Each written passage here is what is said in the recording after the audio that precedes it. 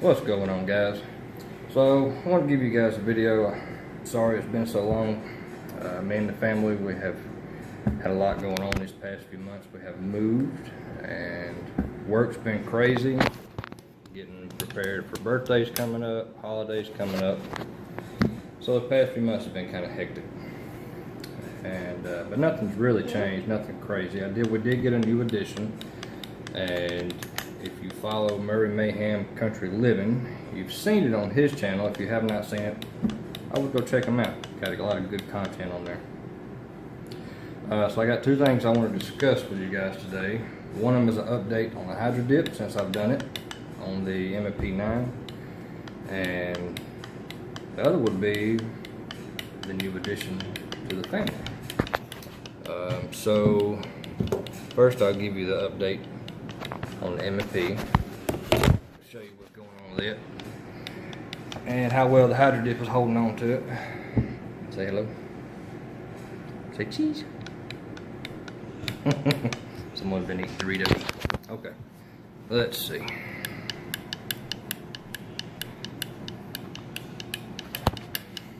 Nope. No. Okay, so this is my MP9 that I hydrodipped. If you haven't seen it yet, no son. Probably 6 months ago. Boom.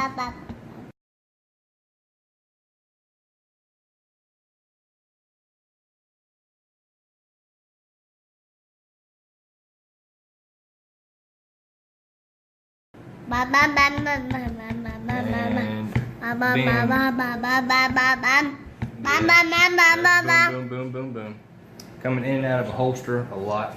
It is actually holding up really well. There is a few little scuffs on the front, but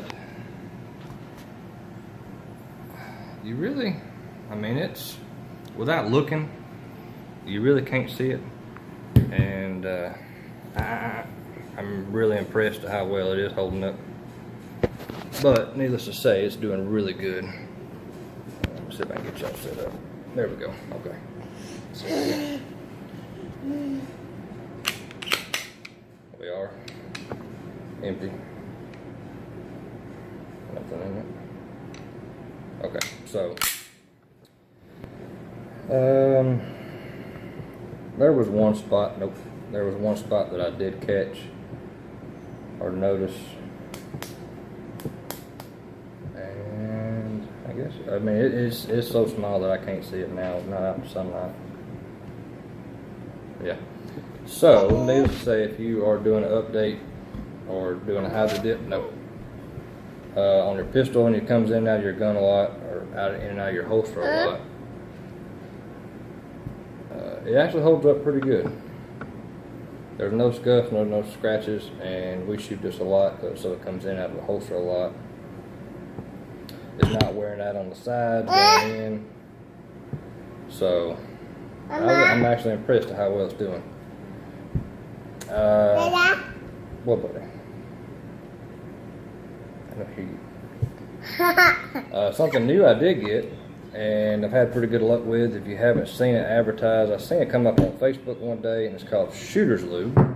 I got the oil and the stage 1 solvent. It actually does really good cleaning. Gets off all the gunpowder residue, gets everything real nice and clean, cleans up the outside of your barrel, keeps it lubricated. That way if you have moisture, you don't get no surface rust or anything like that. Been very impressed with it. And the oil, it's not a really greasy feel. It does, it keeps everything functioning like it's supposed to.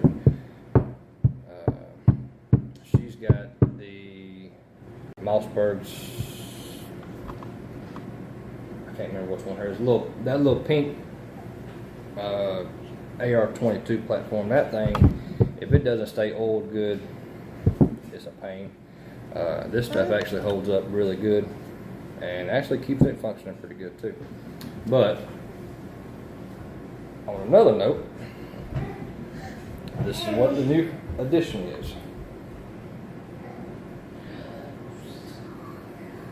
This is a Radical Arms 6.8.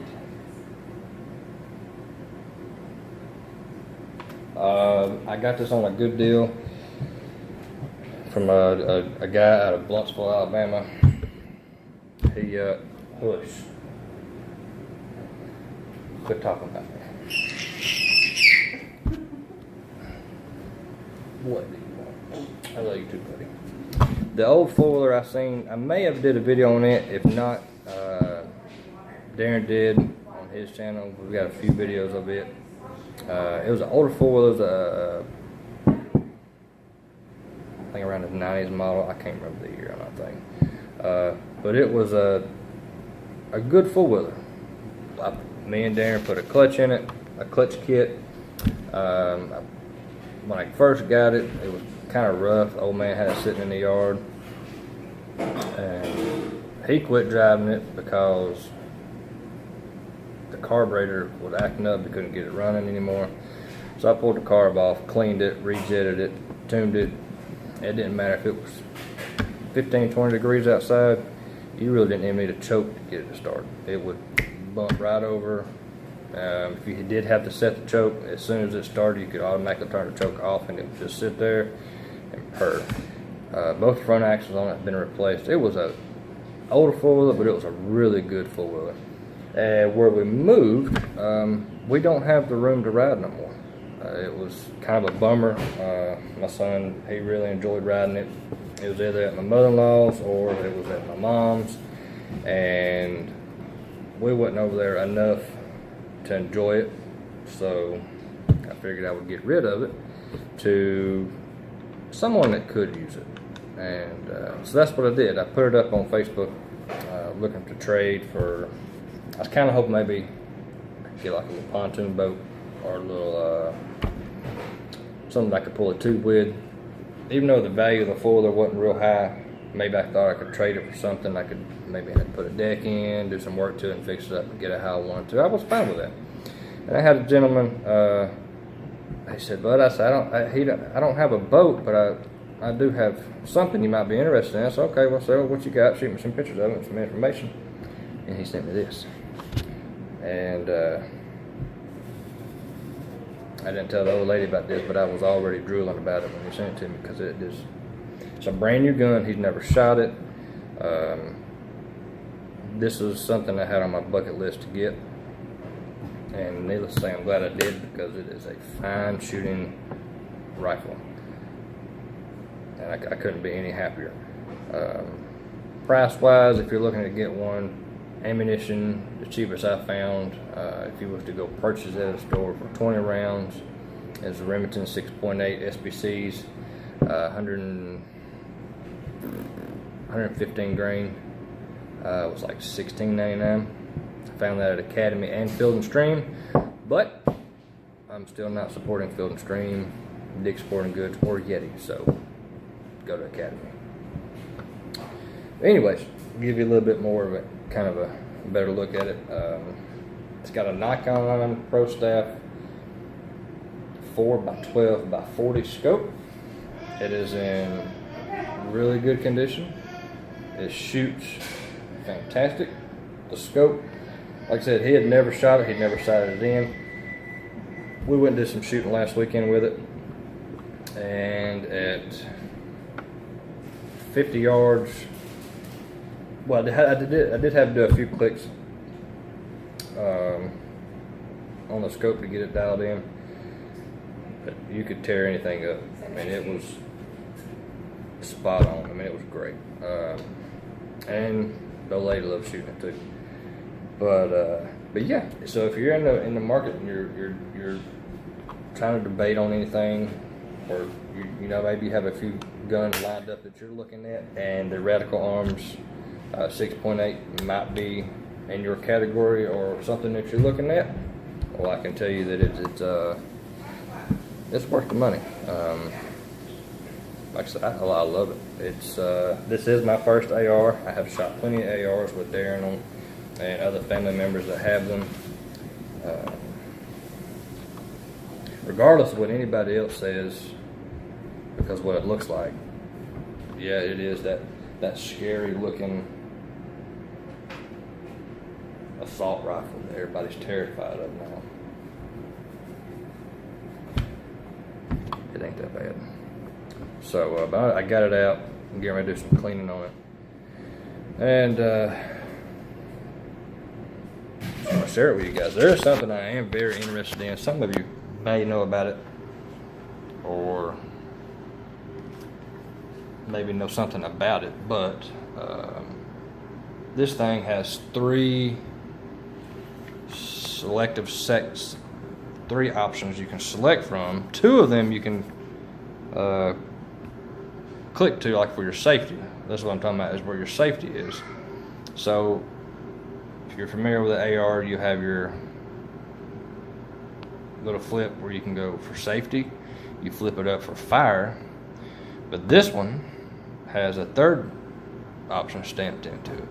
Now it will not rotate back, and I'm sure there's a way I can figure out how to make it rotate back, but it is stamped in for fully automatic. Don't know if I can even get it to do it, or if there's something I gotta remove, or whatever I gotta do. Let me see if I can get it in the picture.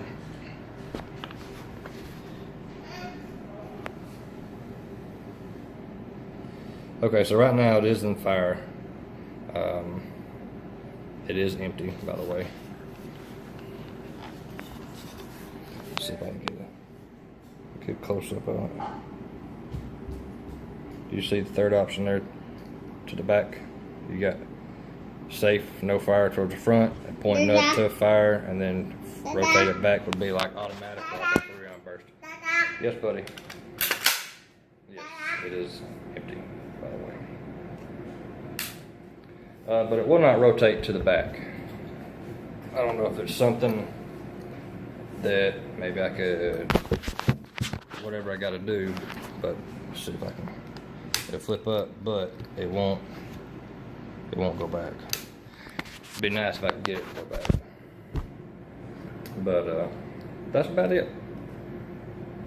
And I'm gonna try to get back on the bandwagon of making videos.